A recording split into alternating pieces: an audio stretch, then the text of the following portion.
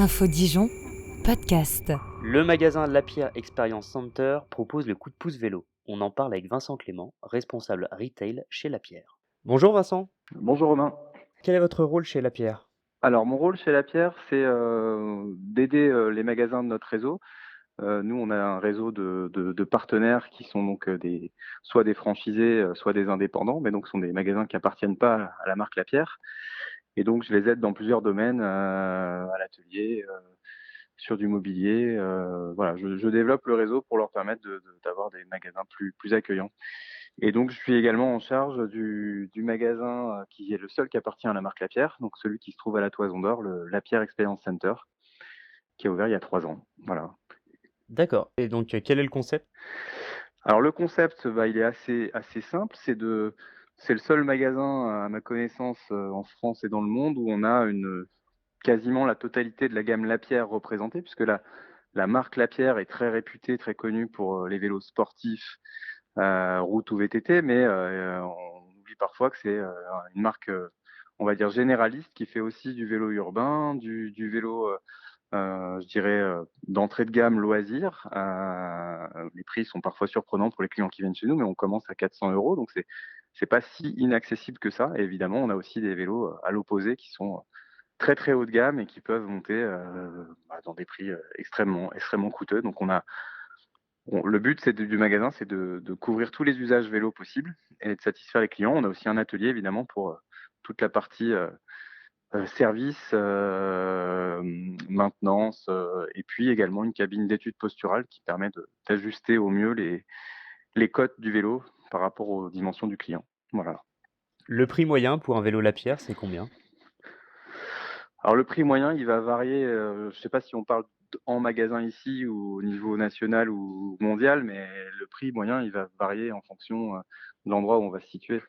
Nous, dans le magasin, ici, un prix moyen, c'est aux alentours de 1 500 €, parce qu'évidemment, l'électrique a fait augmenter les prix moyens depuis maintenant plusieurs années. Et donc, voilà, chez nous, c'est autour de 1 500 à 1 700 € le prix moyen. Et le vélo le plus accessible? Un vélo plus accessible, nous, on a toute une gamme, à moins de 1 000 €, donc entre 400 et 900 €, qui font évidemment la majorité du volume ici. Donc le plus de quantité qu'on vend, c'est ces vélos-là. Mais le prix moyen, il est fortement impacté par la demande sur le VTT et l'urbain électrique, où ce sont des vélos qui coûtent plus de 2 000 à 3 000 €. Donc forcément, ça tire le prix moyen vers le haut, évidemment. Est-ce que vous mettez en place des solutions de financement? Alors oui, on a un partenaire assez connu qui s'appelle Honnet, qu'on utilise aussi sur notre plateforme en ligne, sur le site, puisque le site Lapierre fait de la vente en ligne, et donc c'est un système de click and collect, hein. On paye sur le site et on se fait livrer dans un magasin partenaire, quel que soit le magasin. Mais donc au magasin, on a la même solution. Donc c'est une solution de financement en 3 ou 4 fois sans frais, qui se fait tout simplement avec une carte bancaire et une pièce d'identité en magasin, donc il y a pas de délai. Et puis après, on a des solutions en 12, 24, 36 fois, qui sont moins plébiscitées et qui là nécessitent un petit dossier, forcément, puisque là on est sur un crédit, alors que 3 ou 4 fois on est sur une facilité de paiement. Donc oui, c'est possible, sans problème. Vous avez mis en place le coup de pouce vélo, vous faites partie des Oui, établissements référencés. oui. Comment ça fonctionne? Alors le coup de pouce vélo, ça a été un peu lancé sans qu'on ait trop d'informations, il y a 2 semaines maintenant, je crois. Donc comment ça fonctionne? Donc c'est simple, enfin c'est simple sur le papier. Il y a une prise en charge qui est faite par l'État de 50 € hors taxe sur des réparations qui sont essentielles au vélo. Donc réparations essentielles, c'est qui permettent au vélo de fonctionner. Donc on pense au freinage, on pense à la chaîne, on pense aux pneus. Voilà, tout ce qui est non essentiel, si je veux mettre un nouveau compteur, un nouvel accessoire, de l'éclairage, sur mon vélo, c'est pas pris en charge. On se contente de choses essentielles au niveau des pièces et de la main-d'œuvre. Et donc, je dirais c'est au vélociste de faire une grosse partie du travail, puisque le client peut se rendre sur le site coup de pouce, je crois que c'est coupdepoucevélo.fr, se préenregistrer. Donc ça nous fait gagner un petit peu de temps, puisqu'il doit rentrer ses informations personnelles. Et une fois qu'il a créé son dossier, il faut qu'il prenne contact avec nous ou un magasin référencé, qu'il prenne un rendez-vous en atelier. On fait ses réparations. Et une fois que les réparations sont faites, donc que le devis est accepté, que les réparations sont faites, On ne lui fera payer que la part de TVA qui est restante. Donc mettons, s'il y en a pour 50 € hors taxe, il y aura une part de TVA de 10 € TTC, puisque ça fera 60 € TTC. Et donc le client ne paiera que ces 10 € en magasin, et le magasin sera ensuite remboursé de 50 € en créant un dossier. Voilà. Donc c'est assez simple. Après, c'est un peu lourd administrativement pour nous, mais pas pour le client en fait, puisque le client, lui, c'est quasiment invisible. Voilà, aujourd'hui, on a beaucoup de questions, beaucoup de demandes. On a plusieurs vélos à l'atelier qui sont concernés. Voilà. On ne sait pas encore quels sont les délais de rétribution pour les détaillants. Ça, on n'a pas encore expérimenté le temps, puisque aujourd'hui, les vélos sont en cours de réparation. Ils ne sont pas encore sortis. Donc voilà. Petite dernière question, quelles sont les mesures sanitaires que vous avez mis en place en magasin pour vos clients? Alors nous, donc, bon, les magasins de cycle, ils faisaient pas partie des commerces qui avaient obligation de fermer pendant le confinement, mais on avait, comme la plupart des collègues, décidé de fermer. C'était un non-sens de rester ouvert. On a choisi de réouvrir partiellement le 28 avril, dès lors qu'on a eu une date de déconfinement, pour plusieurs raisons. Donc déjà, pour recommencer un petit peu dans le calme, parce qu'on se doutait un peu que ça allait être la folie, comme c'est le cas en ce moment. Et donc le 28 avril, depuis 2 semaines, en fait, avant le déconfinement officiel qui était le 11 mai, on a pu faire plusieurs demi-journées où on a communiqué aux clients que c'était ouvert. Et donc ça nous a permis de mettre en place tout ce qu'on voulait.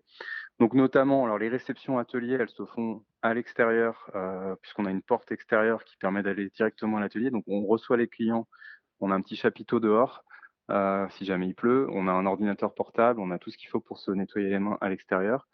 Et quand un vélo rentre, on le désinfecte pour éviter que le vélo potentiellement puisse contaminer le magasin.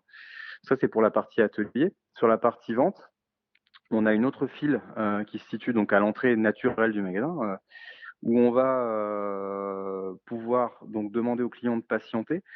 Et donc, nous, on est 3 conseillers vente actuellement, parce que je viens en renfort en plus des techniciens. Et donc, un